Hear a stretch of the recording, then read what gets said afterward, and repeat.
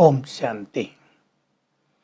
21 मई आज बाबा हम सभी को बहुत रूहानी नशा चढ़ा रहे हैं और याद दिला रहे हैं, बच्चे तुम्हें सदा स्मृति रहे कि अब ये खेल पूरा हुआ, हम आत्माओं को अपने घर वापस चलना है।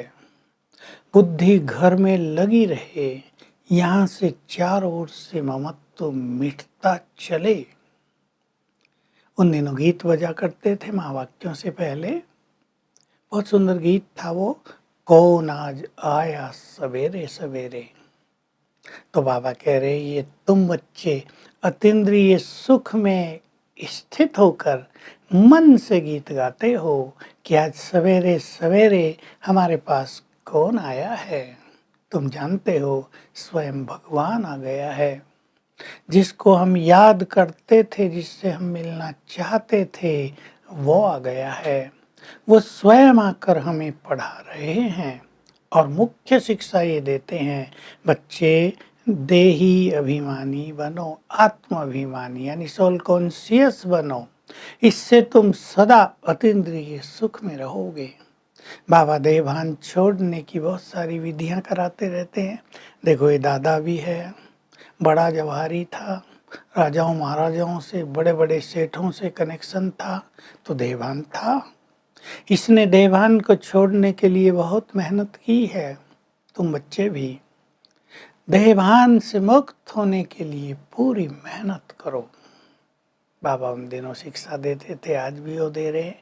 108 चत्ती लगाओ, कपड़े पहनो, टुक्की 108 पीस जोड़कर फिर कपड़े पहनो, तो देहभान टूटे। हर तरह का कार्य करो ताकि जो देह का नशा रहता था, अपने पद पोजीशन का नशा रहता था, वो टूट जाए। तो बाबा याद दिला रहे हैं, मैं आ गया हूँ बच्चे, भारत को पुनः स्वर्ग बनाने। इस भारत की बहुत महिमा है, ये पवित्र भूमि है, ये देवी देवताओं की भूमि है। तुम इस पर राज करते थे तब ये भारत बहुत छोटा था, देखो अब कितने करोड़ लोग और तब केवल 9 लाख। सब परमधाम में चले जाएंगे। तुम्हारा राज रावण ने छीन लिया था, ऐसे नहीं कोई लड़ाई की थी। रावण माना 5 विकार, हम विकारों के वश होते गए, राज छूटते गए, संपदा जाती रही, पद पोजीशन नष्ट होते रहे। अब मैं फिर से आया हूँ तुम्हें योग बल से राजाई देने के लिए।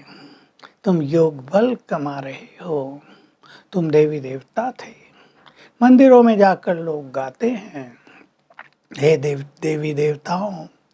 कोई माता पिता कहते हैं आप सर्वगुण संपन्न हो, हम नीच पापी कपटी हैं, रहम करो, हम पे तरस करो। बाबा कहते हैं मैं कोई तरस नहीं करूँगा, इसमें तरस की बात ही नहीं। तुम्हें स्वयं को स्वयं अपने पर तरस करना होगा, यानी इन विकारों को छोड़ने की मेहनत करनी होगी, अपने को पुनः सर्वगुण संपन्न बनाना होगा। तो बाबा आज बार बार याद दिला रहे हैं, तुम्हें अतीन्द्रिय सुख में झूमना चाहिए। ये खेल अब सृष्टि का पूरा हो रहा है, इस कांटों के जंगल को आग लग जाएगी और तुम्हें नशा है। सिंधी में एक कहावत है, मिरवा मौत मलू का शिकार। तो तुम्हें नशा है, संसार तो समाप्त होगा और हम फरिश्ते बाबा के साथ अपने घर जाएंगे, फिर अपने राज में चले जाएंगे। तो तुम्हें ये अतीन्द्रिय सुख बहुत रहना चाहिए। कौन हमें मिला है, कौन हमें पढ़ा रहा है, सृष्टि के आदि मध्य अंत का ज्ञान दे रहा है, ज्ञान का सागर है, तुम उसे बुलाते आए, अब आ गए हैं, तो सदा इसी नशे में रहना चाहिए। मैंने आकर तुम्हें ज्ञान का तीसरा नेत्र दिया है। तुम अब जानते हो, इन आँखों से जो कुछ हमें दिखाई दे रहा है, ये सब सतयुग में नहीं होगा, ये सब यहीं समाप्त हो जाएगा। हमें सब कुछ छोड़कर अब चलना है, इसलिए देह से न्यारे होने की वैसे ही प्रैक्टिस करनी चाहिए जैसे एक वस्त्र उतार कर हम दूसरा पहन लेते हैं। बिल्कुल मैं आत्मा इस देह से न्यारी हूँ। ये बार बार अभ्यास करते रहना, चलते फिरते अभ्यास करते रहना चाहिए। तो तुम्हें बहुत खुशी रहनी चाहिए।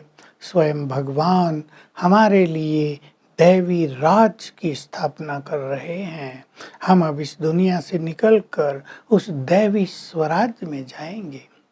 तुम देख रहे हो बहुत नए नए बच्चे भी आ रहे हैं, तेज पुरुषार्थ कर रहे हैं, और जो देवी देवता कुल की ऊंची आत्माएं हैं उन्होंने भक्ति बहुत ज़्यादा की है। वही अब ज्ञान योग में भी बहुत तीखे जा रहे हैं, तीव्र पुरुषार्थी हो गए हैं, और वही फिर से जाकर उच्च पद भी पाएंगे। तो तुम्हें घर घर में प्रदर्शनी लगा देनी चाहिए, गांव गांव में ये प्रदर्शनी करनी चाहिए। तुम्हारी बहुत बड़ी सेवा है। सबको तुम्हें ये ज्ञान देना है, ये ईश्वरीय पैगाम देना है, योग सिखाना है, सुख शांति का मार्ग दिखाना है। तुम जितना अच्छा स्वयं अभ्यास करेंगे, जितने अतीन्द्रिय सुखों में रहेंगे, उतना ही तुम्हारी सेवाएं भी फलीभूत रहेंगी। तो अतीन्द्रिय सुख, सुख तो यहाँ भी बहुत होते हैं, लेकिन इंद्रियों से परे का जो सुख है, आत्मिक सुख, वो हमें प्राप्त करना है। और वो होता है जब हम ज्ञान की जो नशे की बातें हैं उन्हें चिंतन करके स्मृति में रखते हैं, तो मन एक आंतरिक खुशी में झूमता रहता है। उसको अतीन्द्रिय सुख कहते हैं। और जितना जितना हम सोल कॉन्शियस होते जाएंगे, ये अतीन्द्रिय सुख बढ़ता जाएगा। इन दो बातों की हम सबको प्रैक्टिस करनी है। वरदान: न्यारेपन की स्थिति का अभ्यास करते हुए साक्षात्कार कराने वाले सहज योगी भव। तो जैसे कईयों को सारे दिन में भी 2-3 ड्रेस बदलने की आदत होती है, भाई काम करना है, वहाँ कपड़े मैले होंगे, ड्रेस दूसरी पहन के जाते हैं, घर आते हैं वो बदल देते हैं, फिर कहीं और जगह जाते हैं तो तीसरी पहन लेते हैं। तुम्हें भी ये देह रूपी वस्त्र ऐसे उतारने का अभ्यास होना चाहिए। अगर तुम ये अभ्यास करते रहेंगे तो तुम्हारे द्वारा फरिश्ते रूप का और भविष्य देव स्वरूप का दूसरों को साक्षात्कार होता रहेगा। और इस न्यारेपन के अभ्यास से तुम सहज योगी भी बन जाएंगे। स्लोगन में समय का महत्व तो बताते हुए कहा गया है, संगम युग का 1 सेकंड भी गंवाना माना 1 वर्ष गंवा देना, क्योंकि इसमें हम श्रेष्ठ पुरुषार्थ कर सकते हैं, श्रेष्ठ भाग्य बना सकते हैं।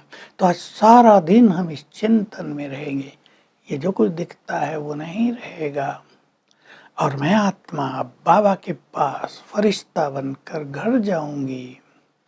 देह से न्यारे होने की बार बार प्रैक्टिस करेंगे। जैसे देह लोप हो गया और बच गई केवल मैं निराकार आत्मा, हर घंटे में एक बार ये फीलिंग करेंगे, अतीन्द्रिय सुख भासने लगेगा। ओम शांति।